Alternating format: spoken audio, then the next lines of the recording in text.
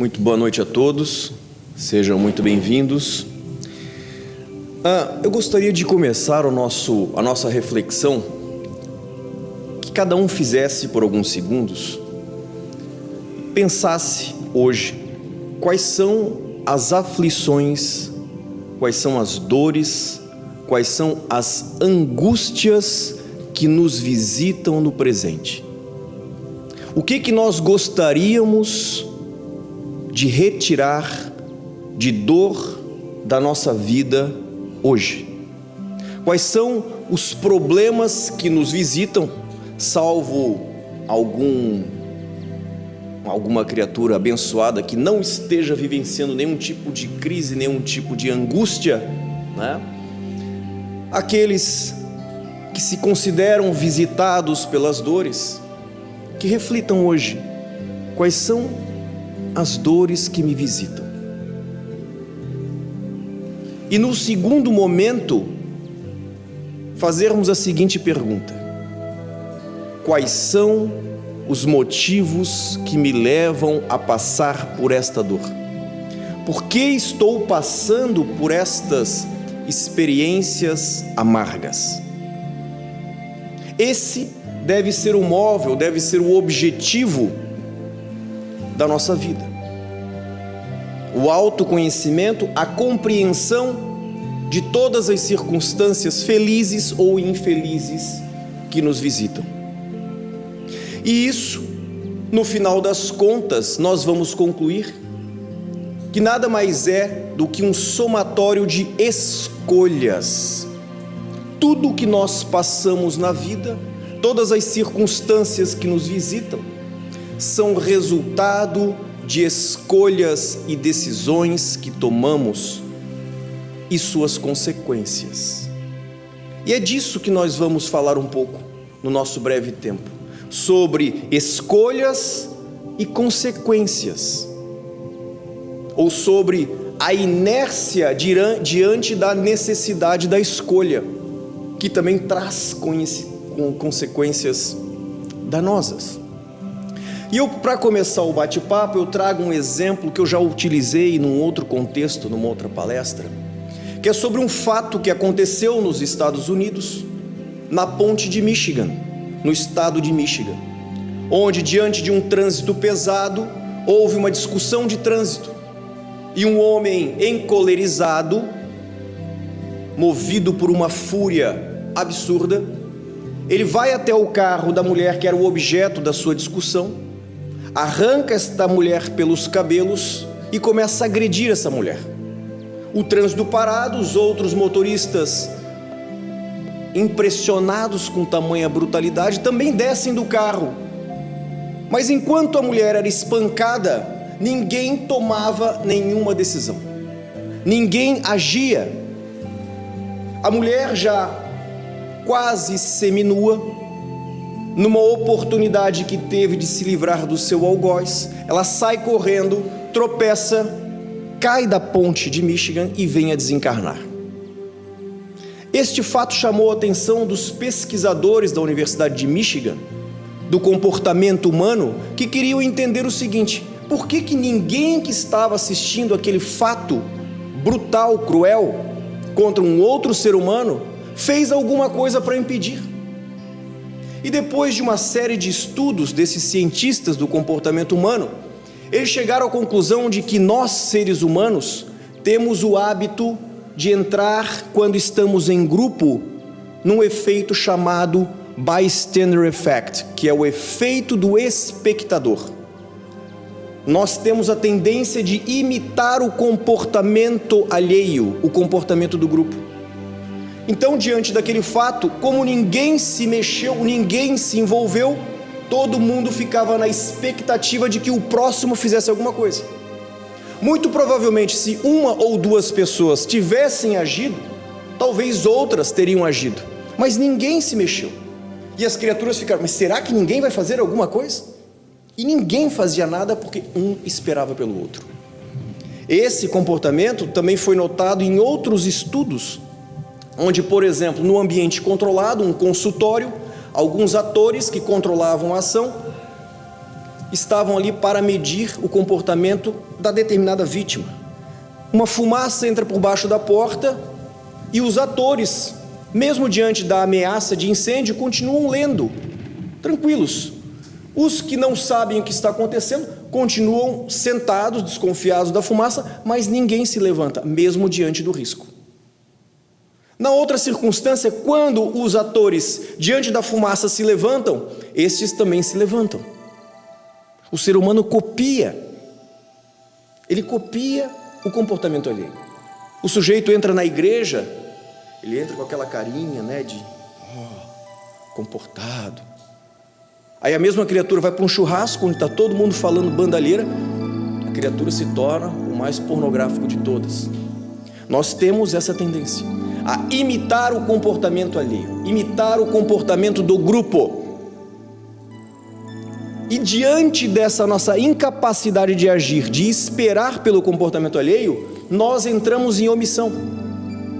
Por isso que Kardec pergunta aos espíritos a seguinte questão: será suficiente não se fazer o mal para ser agradável a Deus e assegurar uma situação futura? Ou seja, eu não faço mal para ninguém, é o suficiente? E os espíritos nos respondem: não, é preciso fazer o bem no limite das próprias forças, pois cada um responderá por todo o mal que tiver ocorrido em função do bem que deixou de fazer.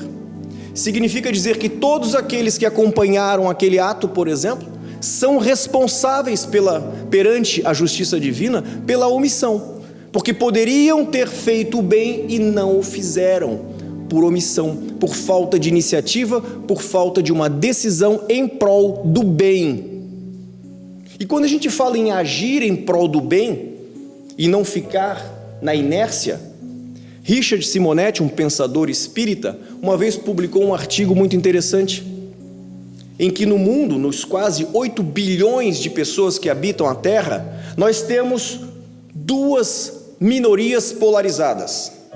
Uma minoria de pessoas verdadeiramente boas, que estão trabalhando ativamente no bem. Tem uma missão, tem uma escolha: agir no bem. A outra minoria de pessoas ativas também é um grupo formado de pessoas voltadas ao mal. Trabalham incessantemente no mal, mas são comprometidas com a sua causa. E no meio destes dois polos, dessas minorias ativas, nós temos uma imensa maioria de pessoas inativas, que não se comprometem com o bem e também não se comprometem com o mal. Mas, como a gente acabou de ver, a ausência do bem, a ausência da ação no bem, já é o mal. Jesus nos disse: aonde está o teu tesouro, aí está o teu coração. Se nós olharmos o estado de coisas que nos envolve, dos problemas sociais aos problemas pessoais, nós vamos compreender que estamos inseridos aonde precisamos estar, justamente em função das escolhas que temos feito. Quando nós olhamos a sociedade, nós vivemos num país extremamente corrupto, um dos países mais corruptos do mundo. Mas corruptos não são apenas aqueles que estão nos cargos eletivos ou executivos. Existe toda uma leva de pessoas que se afinizam com aquele comportamento, que se beneficiam de algumas vantagens oferecidas por esses políticos. Existe sempre a facilidade que me interessa e eu me comprometo, não posso julgar. Quando a gente fala em sociedade, quando a gente fala num país que tem um índice de violência absurdo, nós devemos compreender que a maior indústria do crime é a indústria do tráfico de drogas. E quantos são os jovens ou pessoas maduras, esclarecidas, com um bom poder aquisitivo, que adoram fumar o seu baseado, que adoram cheirar o seu pó, que adoram consumir a sua baga na balada? parece inocente, não faz mal para ninguém, mas não deixa de ser um financiador do crime, porque se não existe demanda, não vai ter o mercado. Essa é a sociedade que a gente vive, é a sociedade que nós estamos inseridos, porque precisamos estar aqui, porque temos afinidades com essa sociedade, com essa maneira de ser e de pensar. No ambiente pessoal, familiar, nós temos compromissos estabelecidos na espiritualidade, antes de reencarnarmos, que são frutos de decisões. A decisão de termos dentro do mesmo ambiente, não só as pessoas que cultivamos o amor, já através de inúmeras reencarnações, mas também as pessoas as quais temos problemas, as pessoas mais difíceis, as pessoas mais intransigentes, as pessoas que causam um desequilíbrio dentro do grupo familiar, não estão ali por acaso, e foi a nossa escolha de conviver, de aceitar, para podermos então reparar. Mas hoje em dia é tudo mais fácil, é muito mais fácil se afastar do problema. Existe dentro do grupo familiar uma série de circunstâncias que levam ao conflito. Quando a gente fala em agir no bem, fazer o bem ao próximo, é difícil pensar em fazer o bem ao próximo estranho, se o próximo mais próximo, que é o meu familiar que está em casa, eu não consigo tolerar, eu não consigo lidar com ele. Eu tenho uma amiga que tem 11 irmãos, e ela relata que foi criada por um pai muito severo, muito austero, muito grosseiro dentro de casa, uma ausência completa de afeto e carinho em relação às filhas, principalmente. E ninguém podia dizer nada dentro de casa, principalmente na hora do Jornal Nacional, na época do Cid Moreira. Mas esta criatura tinha um gato, este pai de família, e o gato, na época da televisão de tubo, costumava ir para cima da televisão porque era quentinho, na hora do jornal. E na hora que o Cid Moreira estava falando, o rabo do gato caía bem na frente da cabeça do Cid Moreira. Ele ia lá todo paciente, todo carinhoso com o gato, pegava o rabinho, botava lá em cima e fazia um carinho na cabeça do gato, e voltava a sentar.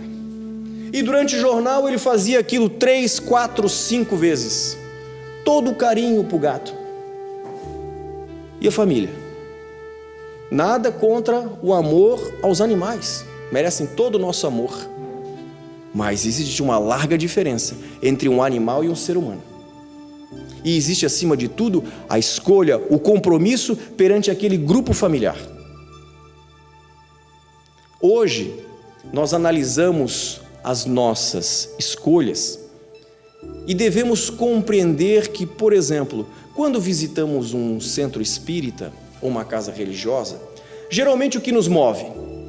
Dificuldades emocionais, dificuldades financeiras, dificuldades em relação à saúde, dificuldades espirituais, problemas obsessivos. São inúmeros os problemas que nos fazem buscar uma casa espírita. Raras são as pessoas que buscam a casa espírita no intuito de adquirir mais conhecimento sobre a vida. Geralmente o que nos move, a grande maioria, é a dor. A dor nos aproxima de Deus e a dor nos aproxima, por exemplo, da casa espírita. Mas é muito comum que esta nossa busca seja uma busca pela solução mais fácil. Ou seja, talvez com a ajuda dos espíritos e um passe, a doença passe. A doença vai embora. O meu problema espiritual acabe, o obsessor fique na casa, não me procure mais. Que os problemas dentro da minha casa se resolvam com a minha família. Mas não é bem assim. O passe que nós tomamos aqui, que é extremamente salutar, ele tem um efeito momentâneo. Sempre que voltamos para casa e continuamos a ser e pensar exatamente como estávamos sendo e pensando, os problemas voltam à tona. Uma criatura que enfrenta um câncer, ele pode fazer uma cirurgia, tirar a parte comprometida, mas em muitos casos esse câncer volta. O problema é que a doença não é do corpo, a doença é da alma. O corpo nada mais é do que o reflexo do que está errado dentro de nós. E quais são essas mazelas que nós carregamos dentro de nós, que refletem em desgostos da vida? Essa deve ser a nossa busca. O que existe de errado dentro da minha vida? Eu sou a única fonte que emana para que esses problemas aconteçam. Ninguém mais é responsável. Não é a esposa, não é o esposo, não são os filhos, não é a sogra, não é o chefe, não é a crise econômica, não é a falta do recurso. Tudo o que acontece comigo, eu sou o único autor. E só existe uma coisa necessária para se fazer a mudança: é ter a vontade de mudar o meu comportamento, ter a vontade de mudar a minha forma de pensar e de ser. Mas quando nós falamos em mudanças, quando a gente fala que a grande maioria da população ela tem uma aversão à mudança ou ao processo de decisão, é natural que a gente fique acomodado. É gostoso ser como eu sou. Se eu gosto de uma mentirinha, se eu gosto de uma fofoca, se eu gosto de uma maledicência, se eu sou invejoso, seja qual for o comportamento equivocado que me persiga, se eu sou sensualista, não importa. A dificuldade para sair desta condição é muito grande, porque nós somos acomodados e temos prazer naquilo que fazemos de errado. Não raro, estamos aqui, ano 2021, num planeta ainda de provas e expiações, andando de mãos dadas com as adversidades. A gente pega um sofrimento aqui pela mão, larga, pega o outro, de vez em quando a gente está agarrado com um, porque continuamos escolhendo equivocadamente, continuamos tomando decisões equivocadas na nossa vida. E tudo isso nós temos o poder de mudar. Nós temos a condição de, primeiramente, olhar para o problema de uma forma diferente. Compreender que não somos vítimas, porque na vida existe injustiça. Na vida existem pessoas injustas, mas na vida não existem injustiçados. Porque ninguém passa por aquilo que não deve passar. E Deus nos dá o livre-arbítrio para que possamos fazer a semeadura que quisermos. Podemos plantar a sementinha que a gente quiser, mas a colheita é obrigatória. Se eu planto luz, eu colho luz para a minha vida. Se eu planto sombras, eu colho escuridão para a minha vida. Se eu alimento a minha mente com dejetos, com negatividade, como disse o Cabral aqui e a leitura, do Lucas, nós somos o que pensamos. Nós atraímos o que pensamos e o que fazemos. Por isso que quando a gente fala de problemas espirituais, nós não podemos culpar o obsessor que nos acompanha. Ao contrário da máxima, me diga com quem andas que eu te digo quem tu és, a doutrina espírita nos ensina que me diga quem tu és, que eu te digo com quem andas. Os irmãos que nos acompanham no mundo espiritual, que de alguma forma nos influenciam, são convidados pelo nosso pensamento. Então não adianta eu vir para a casa espírita, tomar o passe, achar que o obsessor vai ficar aqui e ficou tudo muito bem. Então logo eu volte a pensar e fazer o que eu fazia de errado, convido de novo para minha casa. E não há nada que se possa fazer. E Kardec pergunta aos espíritos: influenciam esses espíritos na nossa vida? E eles respondem: mais do que podeis imaginar, pois frequentemente são eles que vos dirigem. Mas nós não podemos atribuir a eles a responsabilidade dos nossos atos. É nossa responsabilidade. E assim, nós vamos levando a vida, com aqueles planos, com aqueles objetivos. Vira o ano, nesse ano eu vou fazer isso, eu vou fazer aquilo. Muita gente vai lá, bota o barquinho para Iemanjá, para os espíritos lá ajudarem no processo, se veste de verde, se veste de amarelo, assume compromissos. O que de fato nós temos assumido de compromisso ao longo desses últimos anos, na virada de ano, por exemplo, e que de fato nós colocamos em prática? Os objetivos pessoais. Quanta coisa a gente pode realizar e não realiza, por comodismo, por falta de vontade, porque é gostoso ficar como está. Nós temos um poder muito grande na nossa mão, nós temos a capacidade de realizar coisas maravilhosas, e realizar essas coisas maravilhosas passam primeiramente por compreender qual é o nosso papel na terra. E o Evangelho nos diz o seguinte sobre o nosso papel na terra: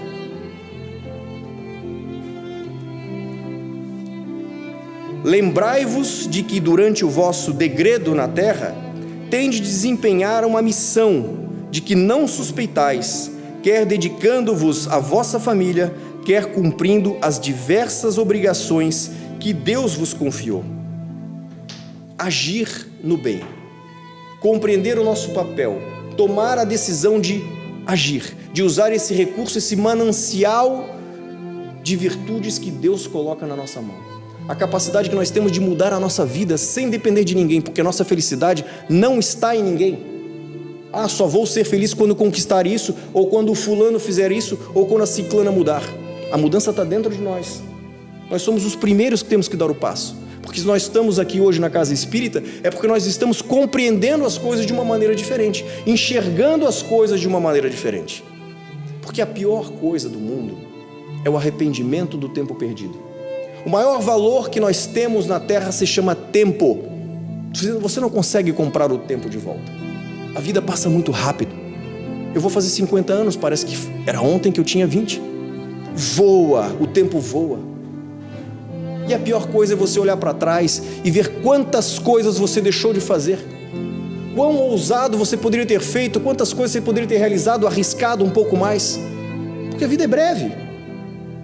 Agora, pior do que tudo é olhar para trás e ver que diante dos erros sobrou o arrependimento, a culpa. A doutrina espírita, ela é consoladora justamente porque ela nos ajuda nesse sentido. Ela nos mostra a origem do nosso sofrimento, mas acima de tudo, mesmo diante das nossas dores e erros, ela nos mostra o caminho da esperança, nos mostra que é sempre possível recomeçar. Por mais difícil que seja, por mais traumático que tenha sido a nossa decisão equivocada, é sempre possível recomeçar. O ser humano tem uma dificuldade tremenda às vezes em se perdoar e perdoar ao próximo. Às vezes a dificuldade em se perdoar está muito mais no orgulho da máscara que cai do que no erro em si. Nós temos todo esse manancial de oportunidades. Quando nós lemos a literatura espírita, quando nós temos a oportunidade de participar aqui dos trabalhos mediúnicos, os amigos aqui quando se retiram, aqui funciona nos minutos seguintes do trabalho mediúnico. O que é comum entre as manifestações dos espíritos aqui na mesa? A lamentação do tempo. Você lida com dores absurdas. Você pega, por exemplo, o viciado em drogas, que tirou a vida numa overdose, tudo o que ele desejaria, o desespero dele na comunicação, é assim: como eu queria voltar, por que eu não escutei a minha mãe, por que eu não escutei o meu pai, eu quero voltar agora, e o desespero é muito grande, não há o que fazer. Da mesma forma o suicida, que para se livrar de um problema, encontrou um problema infinitamente superior. O problema que ele tinha não era nada comparado ao que ele enfrenta hoje. A dificuldade do espírito em ver que passou toda uma vida e ele perdeu oportunidades de fazer escolhas corretas. Essa é a tônica da manifestação dos espíritos, o tempo perdido. É nisso que nós devemos pensar, no valor do tempo, as oportunidades que nós temos hoje de tomar as decisões corretas. Mas nós só vamos conseguir tomar decisões mais assertivas se nós buscarmos o nosso autoconhecimento e se nós tivermos a boa vontade para isso, se nós tivermos a boa vontade para mudança. Eu utilizo um gatilho mental comigo, cheio de vícios, cheio de problemas, mas o meu gatilho mental qual é? O medo de sofrer. Se eu já sei que sou a única origem dos meus sofrimentos, nada responsável pelos meus sofrimentos a não ser eu mesmo. Se eu sei disso, eu trabalho, me esforço para evitar cair em armadilhas de decisões, de escolhas equivocadas novamente. Porque quando a gente fica acomodado, só tem uma alavanca do progresso, é a alavanca da dor e do sofrimento. Essa é a maior força que nos impulsiona para frente e para o progresso. Então a dor, ela tem um caráter não punitivo, ela tem um caráter educativo. É o que nos move para frente, é o que nos faz olhar para trás e pensar assim: epa, o que eu fiz de errado? O que eu preciso mudar? O problema é que as pessoas não enxergam dessa maneira. O que fizeram comigo? E se sentem vítimas quando não são. E sobre essa vontade de mudar, Kardec pergunta: não haverá paixões, vontades, vícios, tão vivas e irresistíveis que a vontade da criatura de mudar seja impotente para dominá-las? Ou seja, será que eu sou portador de uma genética, de uma vontade, de um vício, que eu não consigo lidar com isso? Não consigo mudar. Nessa vida eu não consigo mudar isso. É isso que Kardec pergunta. E os espíritos respondem: há muitas pessoas que dizem, querem, mas a vontade só está nos lábios. Querem, porém, muito satisfeitas ficam que não sejam como querem. Quando o homem crê que não pode vencer as suas paixões, é que seu espírito se compraz nelas, em consequência da sua inferioridade. Compreende sua natureza espiritual, aquele que as procura reprimir. Vencê-las é para ele uma vitória sobre a matéria. E aí pergunta Kardec: poderia sempre o homem, pelos seus esforços, vencer essas inclinações? E os espíritos nos dizem: sim, e frequentemente fazendo esforços muito insignificantes. O que lhes falta é a vontade. E concluem: quão poucos dentre vós fazem esforços. Ser diferente, buscar uma vida mais equilibrada, buscar um caminho em que as consequências futuras sejam resultado de decisões e escolhas acertadas no presente, vão nos garantir uma circunstância muito mais feliz ainda nessa vida e no nosso processo de desencarnação, quando chegarmos no mundo espiritual. Só que para isso nós precisamos de uma luz que ilumine o nosso caminho, que nos mostre o que devemos fazer. E a doutrina espírita tem esse caráter. Como o Consolador prometido, tem o caráter de mostrar a causa das aflições e mostrar quais são os passos que nós podemos seguir para que sejamos felizes. É possível sim ser feliz nessa vida, é uma felicidade relativa, mas só a capacidade de você poder olhar para o problema e interpretá-lo de uma maneira muito mais sábia, sem que você seja sugado pela dor do problema, já é um estado de felicidade e de sabedoria. Compreender os problemas, compreender a dor que nos visita, já é um passo adiante. O segundo passo, diante do conhecimento, a ação. Sei o que preciso fazer, sei qual é o caminho que devo seguir. Agora eu preciso de boa vontade para agir, porque se eu não agir, naturalmente a alavanca da dor e do sofrimento vem me visitar e me impulsionar para um novo caminho. Temos tudo o que nós precisamos. A doutrina espírita está aqui para nos esclarecer. Não faltam os vídeos no YouTube, os grupos de estudo que são presenciais, são online, a literatura gigantesca da doutrina espírita. O que precisamos é ter um pouco de boa vontade para trocar talvez uma parte da nossa rotina diária, que a gente esteja fazendo alguma coisa não tão útil, por um conhecimento que possa nos fazer pensar de uma forma diferente. Esse é o papel da doutrina espírita. O tempo esgotou, obrigado pela paciência de todos e até uma próxima.